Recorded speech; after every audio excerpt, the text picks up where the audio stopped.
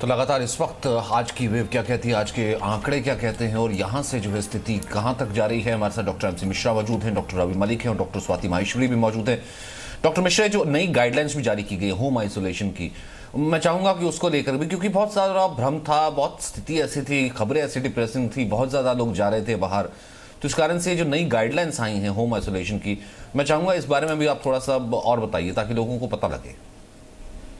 देखिए सचिन, अधिकतर संक्रमित जो फैमिलीज हैं उनमें जो देखने में आ रहा है कि सभी लोग गंभीर रूप से बीमार नहीं हो रहे हैं। ज्यादातर लोग उनमें माइल्ड, उनको सिम्टम जो कहते हैं मिनिमल लक्षण है उनको।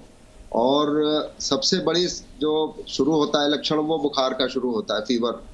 और वो फीवर कुछ लोगों में ऊपर 103 104 जाता है, कुछ ज्यादातर लोगों में 101 और उससे नीचे रहता है। और मुख्य उद्देश्य ये होता है कि वो फीवर को आप पैरासीटामोल, जो गोली है सबको पता है आजकल, डोलो या पैरासीटामोल या क्रोसिन, उसको लेके ज्यादातर लोगों में रिस्पॉन्स आ जाता है। कुछ लोग पैरासीटामोल को रिस्पॉन्ड नहीं करते हैं तो उनको फिर कॉम्बिनेशन ऑफ आइबुप्रोफेन या वोविरान भी देते हैं, बट प्रेफरेंस हम पैरासीटामोल को देते हैं, कुछ ज्यादा सेफ यही ड्रग है कोविड में।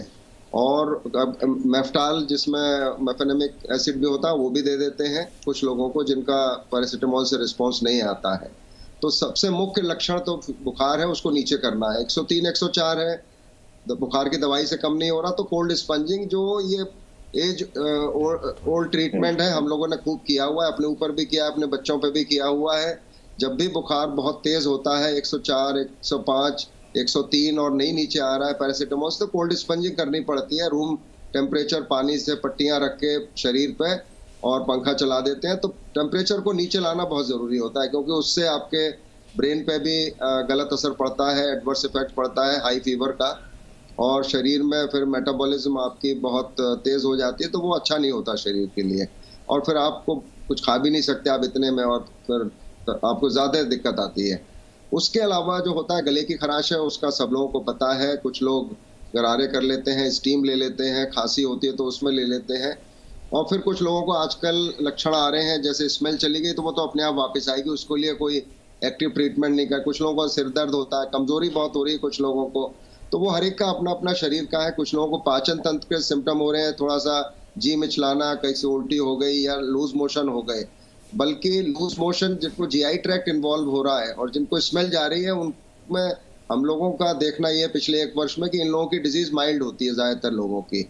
जो सबसे बड़ी समस्या आती है कोविड की, वो आती है निमोनिया लंग में, और वो माइल्ड केसेस में भी कुछ ना कुछ इन्वॉल्वमेंट थोड़ा होता है, और मॉडरेट टू सीवियर में जब ज्यादा होता है तब दिक्कत फिर ऑक्सीजन वाली आती है, जिसको हम लोग हाइपोक्सिया कहते हैं, हैप्पी हाइपोक्सिया कहते हैं, कि एक लेवल तक हाइपोक्सिया बर्दाश्त करता है शरीर, उसके बाद फिर हाइपोक्सिया शरीर टॉलरेट नहीं कर पाता है। ब्रेन को ऑक्सीजन चाहिए, सारे ऑर्गन्स, वाइटल ऑर्गन्स को ऑक्सीजन चाहिए शरीर में, तो वो फिर जब एक क्रिटिकल लेवल जिसको हम कहते हैं, तो हम इसीलिए कह रहे हैं कि ऑक्सीजन लेवल भी आप 95 तक मेंटेन कर सकते हैं, 90 और 95 के बीच में, वो ठीक है आजकल। इसमें 88 पे भी कुछ लोगों का मेंटेन हो जाता है, उनको कोई दिक्कत नहीं होती है, लेकिन और कम होने से फिर दिक्कत आती है और उसमें सप्लीमेंटेशन की आवश्यकता होती है।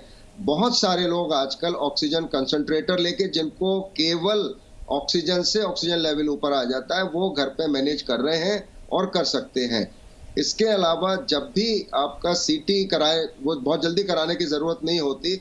जो हम लोग कह रहे हैं जिनको सांस में थोड़ी सी भी दिक्कत महसूस हो, तो फिर चौथे 5वें दिन सीटी करा लें। अगर उसमें निमोनिया मॉडरेट तक होता है और केवल ऑक्सीजन की रिक्वायरमेंट है, तो घर पे रह सकते हैं। लेकिन जैसे ही वो क्राइटेरिया सीवियरिटी की तरफ जाता है, जैसे 25 का स्कोर टोटल अगर है, तो अगर 17 हो जाता है और उससे ऊपर है, फिर हम लोगों के हमेशा यही राय होती है कि आप लोग हॉस्पिटल एनवायरनमेंट में जाएं, वहां पे आपको ऑक्सीजन भी मिल जाएगी। उसके अलावा अगर कोई नॉन इन्वेजिव वेंटिलेशन की आवश्यकता पड़ती है, हाई प्रेशर ऑक्सीजन की पड़ती है, तो बाईपैप की पड़ती है, तो वो भी मिल जाएगा। किसी को HFNC चाहिए, वो भी मिल जाएगा। और एक्सट्रीम केस में अगर वेंटिलेटर की रिक्वायरमेंट पड़ती है, हालांकि कोविड में वेंटिलेटर पे बहुत मजबूरी में ही डाला जाता है, क्योंकि उसमें प्रोग्नोसिस अच्छी नहीं मानी जाती है, और वो तभी होता है जब ऑलमोस्ट किसी का स्कोर 25/25 है या 23/25 है, 20 के ऊपर है, और फिर बिल्कुल भी ऑक्सीजन नहीं मेंटेन हो रही है हाई फ्लो पे भी, अभी ऑक्सीजन की रिक्वायरमेंट वो बहुत कम लोगों को आवश्यकता होती है। लेकिन हमारे यहाँ चूंकि संख्या लोगों की इतनी हो जाती है इस तरह के रोगियों की भी, कि वो हॉस्पिटल्स ओवरवेल्म हो रहे हैं इस तरह से। तो ये जो एक प्रक्रिया है, इसको भी तोड़ने का एक ही तरीका है, बचाव। हम अपने को बचाएं नहीं, क्योंकि अगर हम बचाव के उपाय करेंगे तो अगर इन्फेक्शन होता भी है तो वो माइल्ड टू मॉडरेट होगा, मॉडरेट टू सीवियर नहीं होगा। ये उद्देश्य हमारा सारा और आपका ये कार्यक्रम करने का यही है कि अगर संक्रमण हो भी किसी भी वजह से, तो वो माइल्ड टू मॉडरेट हो, मॉडरेट टू सीवियर ना हो। और उसको बचाने का बहुत सरल उपाय है, जो डॉक्टर स्वाति भी बता रही हैं, डॉक्टर रवि भी बता रहे हैं, हम लोग सब बता रहे हैं, आप भी बता रहे हैं, और ये सबको मालूम है और मालूम होना चाहिए। इसको हम ओवर एम्फेसाइज भी करना चाहते हैं कि यही एकमात्र ऐसा उपाय है जो कुछ कॉस्ट नहीं करता खास, और आप इतनी बड़ी समस्या से निकल आते हैं जिसका आप अंदाज नहीं लगा सकते कि अगर आप बच गए हैं मास्क लगा के संक्रमण से। और डॉक्टर रवि मलिक, ये तो है, ये तो बहुत ज़रूरी है, शायद तभी ये जो गाइडलाइंस हैं ये हेल्प भी करती हैं। लेकिन सर, जब आप, क्योंकि मैं आपकी बात को थोड़ा और आगे लेके जाऊँ, जब आप तीसरे म्यूटेंट की बात करते हैं, थर्ड वेव के लिए तैयार रहने की बात करते हैं, सर यहाँ से तो अभी सेकंड वेव से निकलने का ही कोई जरिया नहीं मिल रहा। अभी तो सेकंड वेव में ही इतनी ज़्यादा चीज़ें नेगेटिव और ग्रिम आ रही है, तो थर्ड वेव से फिर हम कैसे वहाँ तक पहुँचेंगे, या फिर ये सेकंड वेव ही थर्ड तक उड़ा के ले जाएगी? देखिए, मैं दो चीजें बताना चाहूंगा। सबसे पहले तो आपने बड़ा अच्छा सवाल पूछा था कि जो लेटेस्ट गाइडलाइंस परसों ही आई हैं 28 अप्रैल को होम आइसोलेशन की, वो गाइडलाइंस क्या हैं। पहले तो मैं ये बताना चाहूंगा, क्योंकि व्यूअर्स एकदम लेटेस्ट गाइडलाइंस के टच में रहें। पहली चीज, लेटेस्ट गाइडलाइंस में उन्होंने बड़ी अच्छी चीज बताई है कि केवल होम आइसोलेशन की बता रहे हैं, ये कोई ट्रीटमेंट वगैरह की बात नहीं कर रहे हैं, होम आइसोलेशन की गाइडलाइंस है कि तब क्या कर रहे हैं। तो सबसे पहला इन्होंने जो चेंजेस हैं पुरानी गाइडलाइंस से, वो बताना चाहूंगा संक्षेप में। सबसे पहले उन्होंने पेशेंट्स को डिवाइड कर दिया, माइल्ड एसिम्प्टोमेटिक या जिनको माइल्ड एसिम्प्टोमेटिक हैं लेकिन जिनको और कोमॉर्बिड कंडीशंस है, बहुत ज्यादा मोटे हैं, बुजुर्ग है, या जिनको हाइपरटेंशन है, इन दो केसेस को अलग कर दिया, जो कि पहली गाइडलाइंस में नहीं किया गया था। उन्होंने कहा जो ये वल्नरेबल एज ग्रुप वाले हैं, ये हम होम आइसोलेशन तभी करेंगे जब मेडिकल प्रोफेशनल कहेगा। ऐसा नहीं है कि आप 70 साल के हैं, आपको कोरोना है और आपको हम होम आइसोलेशन में डाल देंगे, अपने आप होम आइसोलेशन में चले गए। After evaluation of a physician आपको होम आइसोलेशन में डाला जाएगा। पहली चीज उन्होंने बड़ी अच्छी बताई। दूसरी चीज बताई कि आप ट्रिपल लेयर मास्क डालेंगे, लेकिन N95 मास्क का भी इस्तेमाल कर सकते हैं, जो कि पुरानी गाइडलाइंस में नहीं था। तीसरी चीज, आपको मास्क को हर 8 घंटे के बाद में ट्रैश में डालना है, डिस्पोज ऑफ करना है, जो कि ये बड़ा एक स्पेसिफिक टाइम इस गाइडलाइंस में दिया गया है कि हर 8 घंटे के बाद में आप मास्क को ट्रैश में डालिए। चौथी चीज, बड़ी अच्छी चीज जो इस गाइडलाइन में आई है, जो कि बड़ी जरूरी है, कि जो आप वेस्ट डिस्पोजल करेंगे, मेडिकल वेस्ट डिस्पोजल करेंगे अपने मास्क का, या अपने जो भी मेडिकल, बाई चांस आप कॉटन यूज कर रहे हैं वो भी है, तो उसका भी एक प्रॉपर डिस्पोजल होगा। बड़ी इंपॉर्टेंट चीज है। और बहुत अच्छी स्पेसिफिक इन्होंने गाइडलाइंस में ये भी बताया कि home isolation should be monitored by the state governments. तो जो भी व्यक्ति होम आइसोलेशन में है, उसकी नॉलेज और सब कुछ जो है, it should be done under the supervision of the state governments. तो ये नई गाइडलाइंस जो होम आइसोलेशन की आई हैं, बहुत अच्छी गाइडलाइंस आई हैं। क्योंकि मैं कोविड का अस्पताल भी चलाता हूं और कोविड की वैक्सीन भी देता हूं, वहां पे मैं आपको कुछ प्रैक्टिकल चीजें बताना चाहूंगा। आपने सेकंड और थर्ड वेव की बात की।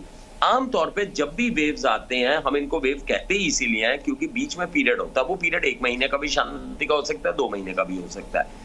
हमने इन वेव्स के अंदर ज्ञात किया है यूएसए और उन सबसे लेके कि इनके अंदर जो पीरियड आया है वो शांति के बाद में 2-1 महीने का पीरियड सब जगह पर निकला है, चाहे वो ब्राजील है, चाहे वो यूएसए, चाहे यूके, किसी में 2 महीने, किसी में 2.5 महीने, किसी में 1.5 महीने।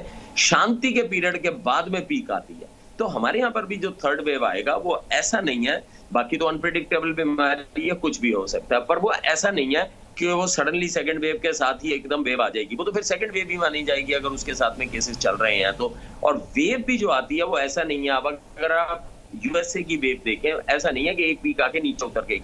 अब पहाड़ की चोटी आई और नीचे उतर गई। पहले चोटी आई, थोड़ी नीचे उतरी, फिर चोटी आई, फिर नीचे उतरी, फिर उसके बाद नीचे हुई।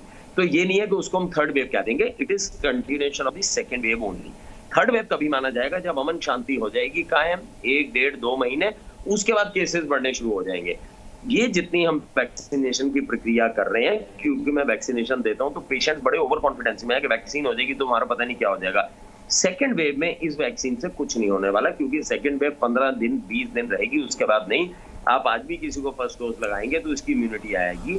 ये जो हमारी वैक्सीनेशन ड्राइव है, ये basically prevention of third wave है, ताकि थर्ड वेव तक हमारी हर्ड इम्यूनिटी इतनी बन जाए कि वो थर्ड वेव हमारे को इफेक्ट ना कर पाए।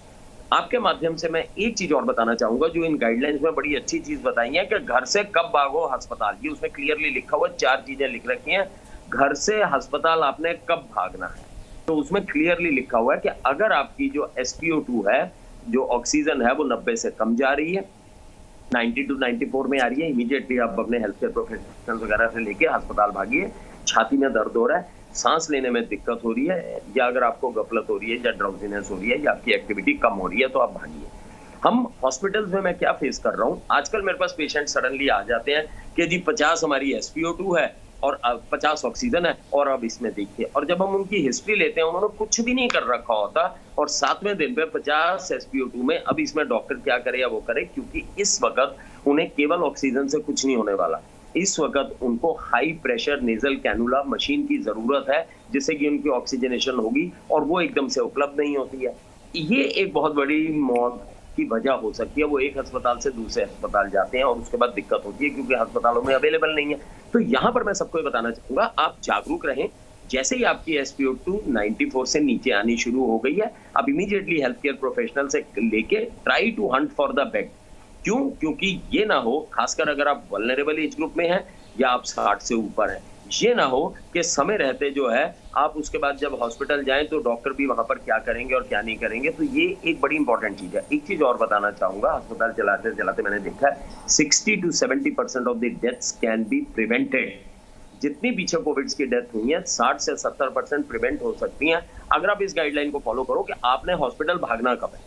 ये सबसे इंपॉर्टेंट, चाहे वहां हॉस्पिटल में आपको डॉक्टर कहते कि नहीं जी आप होम आइसोलेशन में ही जाओ, लेकिन आप यू मस्ट सी कि जब भी आपकी ऑक्सीजनेशन कम हो रही है और आप वल्नरेबल एज ग्रुप में है, you take medical asylum. This is very important, especially under the backdrop of fact कि इस वक्त बेड्स की, ऑक्सीजन की, सबकी काफी कमी चल रही है। तो ये डे टू डे प्रॉब्लम्स मैं अपने इधर फेस कर रहा हूँ। लास्ट चीज और आपके व्यूअर्स को बताना चाहूंगा, रेमडेसिविर नहीं लगाएगा कोई भी जब तक पेशेंट ऑक्सीजन पे नहीं है। This is a very clear guidelines. वो बेचारे गरीब लोग भी जो हैं वो 40-40 हजार 30-30 हजार की रेमडेसिविर पता नहीं कहां से अरेंज करके लाते हैं अपने परिजनों के लिए। माइल्ड केस है उसको इंट्रावीनस लगवाते हैं, कोई भी डॉक्टर नहीं देगा और ये नहीं लगवाएंगे। This is very strict clear guidelines. और रेमडेसिविर की भी जो स्टडीज हुई हैं वो ये नहीं हुई है कि आपकी मृत्यु दर कम कर देगी, नहीं। अगर 1000 लोगों को रेमडेसिविर दें, 1000 लोगों को पानी दें, मृत्यु अगर 40 है 40 की होगी, सिर्फ इतना फर्क हो जाता है कि हॉस्पिटल स्टे थोड़ी कम होती है। So it is a weak drug. मैं डेली ये बड़ा दुख होता है कि पेशेंट्स बेचारे they are hunting for remdesivir, oxygen को इग्नोर कर रहे हैं, यानी कि उनको प्रोटोकॉल्स नहीं पता, गाइडलाइंस नहीं पता। ये आपने बड़ा अच्छा किया कि इस प्रोग्राम के जरिए हम भी जो प्रैक्टिकल प्रॉब्लम्स हैं, जो पेशेंट्स के साथ डेली हम नहीं बात कर सकते और मास लेवल पे नहीं कर सकते, तो वो बड़ा एक इंपॉर्टेंट इशू है जो कि। और लास्ट में आपके माध्यम से ये भी सरकार से रिक्वेस्ट करना चाहूंगा, दिल्ली की ऑक्सीजन की रिक्वायरमेंट, केवल दिल्ली की बात नहीं पूरे देश की, दिल्ली की ऑक्सीजन की रिक्वायरमेंट 900 टन की है और इनको अभी 400 टन भी नहीं मिलती है। जहां से भी इनको ऑक्सीजन आती है, चाहे सेंट्रल गवर्नमेंट देती है, कुछ भी देती है, immediate oxygen should be given, it should be given. Time is the essence, नहीं तो लोगों की जानें जाएंगी और लोगों के ऑर्गन डैमेज होने शुरू हो जाएंगे। हम हॉस्पिटल ओनर्स इस चीज से काफी ज्यादा सफर भी कर रहे हैं और दिक्कत है। वही चीज़ है ना डॉक्टर मलिक, तभी तो लगातार लोग कह रहे हैं कि भाई डॉक्टर तो जान बचा सकता है, डॉक्टर के हाथ में सब कुछ है, लेकिन जब तक आप उसको वो जो चीज़ें हैं, जो बेसिक चीज़ है वो ही नहीं दोगे, जैसे वेंटिलेटर नहीं दिया, ICU नहीं दिया, बेड नहीं दिया या फिर ऑक्सीजन नहीं दिया, तो वो कैसे जान बचाएगा। और ज़रूरी दवाएं नहीं दी। तो डॉक्टर स्वाति माहेश्वरी, ये बहुत ज़्यादा टफ टाइम कहीं ना कहीं आप लोगों के लिए भी है, जिस तरीके की आप स्थिति देख रहे हैं और आपके हाथों से जो है उम्मीद जो है बोझिल होती जब नज़र आती है, तो कैसे फिर आप लोगों को आगे के लिए, आने वाले वक्त के लिए सांत्वना देते हैं?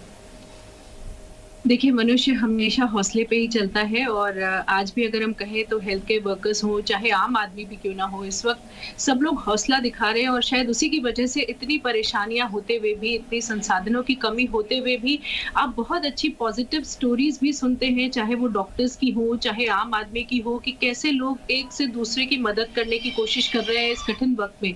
जैसे अभी सभी लोगों ने यहाँ पर अपने इनसाइट्स शेयर करे, मैं भी कुछ एक ज़रूरी बात ज़रूर यहाँ बोलना चाहूँगी कि अभी जब हम कोरोना के मरीज इस सेकंड वेव में ट्रीट कर रहे हैं, तो एक बहुत ज़रूरी चीज़ जो मैंने इस बार देखी है वो ये है कि इस बार डिटोरिएशन बहुत फास्ट है।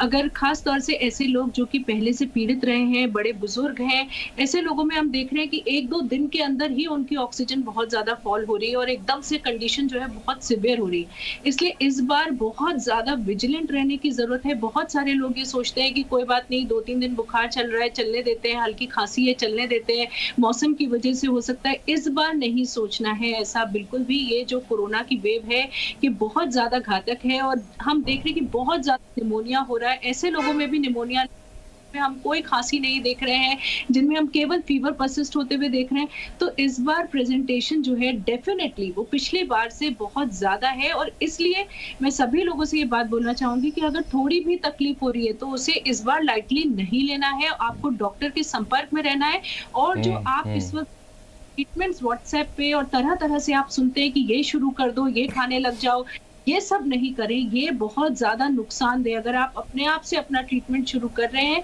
तो वो कहीं न कहीं आपको नुकसान देता है, क्योंकि जो दवाइयाँ हमारे पास हैं, वो हर किसी के लिए हम यूज़ नहीं करते। अगर ऐसा होता, तो गवर्नमेंट पहले ही बोल देती कि यही 2 दवाइयाँ हैं, सभी को यही खानी है और डॉक्टरों की ज़रूरत नहीं है। तो ऐसा नहीं है, हर किसी की अपनी-अपनी कंडीशंस होती हैं, अपना-अपना शरीर की प्रॉब्लम्स होती हैं, उनको देखते हुए और आपके लक्षणों को देखते हुए, आपका जो रेडियोलॉजिकल डायग्नोसिस है, उसको देखते हुए डॉक्टर्स दवा देते हैं कि कब स्टेरॉइड देना है, कब ब्लड थिनर्स देने हैं, कब आपको एंटीबायोटिक्स देने की जरूरत है।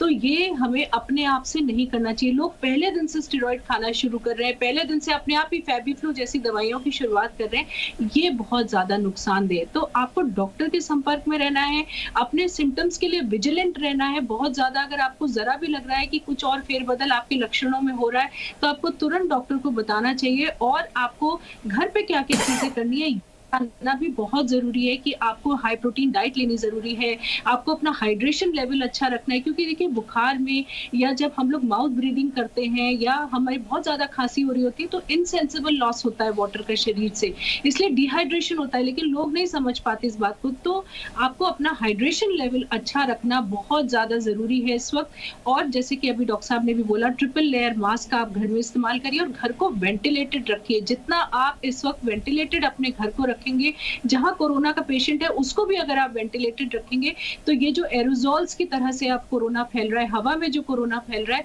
इसको हम काफी कम कर पाते हैं और ऐसे जो परिवार के बाकी लोग हैं उनको हम सुरक्षित कर पाते हैं। और आपको अपने बर्तन अलग रखने हैं, आपको अपने कपड़े अलग रखने हैं और जब आपके लक्षण खत्म हो जाए उसके 14 दिन तक आपको आइसोलेटेड रहना है, या आपका जो फीवर है वो 3 दिन हो चुके हैं तो आप जो है फिर आइसोलेशन के बारे में सोचते हैं कि अब आप बाहर आ सकते हैं। लेकिन तब तक आपको आइसोलेशन में रहना है और परिवार के बाकी लोगों को सुरक्षित रखना है। तो घर के लोग भी मास्क लगाएं और जो इसको कोरोना हुआ है वो भी मास्क लगाएं, तभी हम इस संक्रमण की चेन को तोड़ पाएंगे। तभी ये गाइडलाइन है ना कि फिलहाल अब तो ऐसा वक्त आ गया है, यह ज़रूरी भी है कि आपको अगर बचाव है तो आप घर पर भी मास्क लगा करके बैठिए। अगर कोई घर पर संक्रमित नहीं भी है तो भी वो सारे प्रिकॉशंस लेने बहुत ज़रूरी हैं। बहुत बहुत शुक्रिया आप तीनों का मेरे साथ जुड़ने के लिए और जी न्यूज़ के इस मेडिकल बुलेटिन के लिए और चर्चा के लिए। छोटे से ब्रेक के लिए रुक गए। Presenting V News app available on Google Play and App Store. Download it now.